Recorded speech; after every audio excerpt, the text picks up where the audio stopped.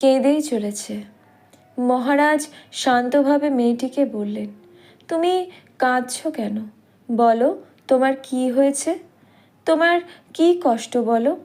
মহারাজের ঘরের দেওয়ালে ঠাকুরের একখানা ছবি ছিল। মেয়েটি ওই ছবির দিকে তাকিয়ে বলল, উনি আমাকে আপনার কাছে পাঠিয়েছেন। এই সময় আমি ঘর থেকে চলে এলাম, কারণ আমার আর থাকাটা উচিত নয়।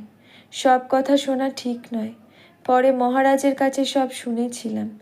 মেয়েটি ছিল বাল বিধবা। 14 বছর বয়সে বিয়ে হবার মাত্র 2 সপ্তাহ পরে স্বামী মারা গিয়েছিল। সে সময়ে বিধবাদের যন্ত্রণা ছিল ভয়ানক। স্বামী মারা যাবার 1 বছর পরে সে মহারাজের কাছে এসেছিল।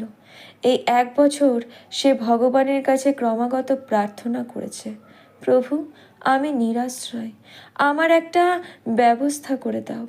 আমি কি করে বাকি জীবনটা কাটাবো? তুমি আমাকে পথ দেখাও, তুমি আমাকে পথ দেখাও। সে মহারাজকে বলেছিল। এই রকম করে প্রায় 1 বছর ধরে ভগবানের কাছে কেবল প্রার্থনা করেছি। একদিন রাত্রিবেলা দেখি সেটা স্বপ্ন নয়। মহারাজের ঘরে ঠাকুরের ছবিটা দেখিয়ে বললেন, উনি সামনে এসে দাঁড়িয়েছিলেন। দাঁড়িয়ে বললেন, তুই কাঁদিস নি, কিছু ভাবিস নি। আমার ছেলে রাখাল বাগবাজারে আছে, তুই সেখানে যা। বাগবাজারে মায়ের বাড়ি। আজকের পরম আরাধ্যা শ্রী শ্রী মা।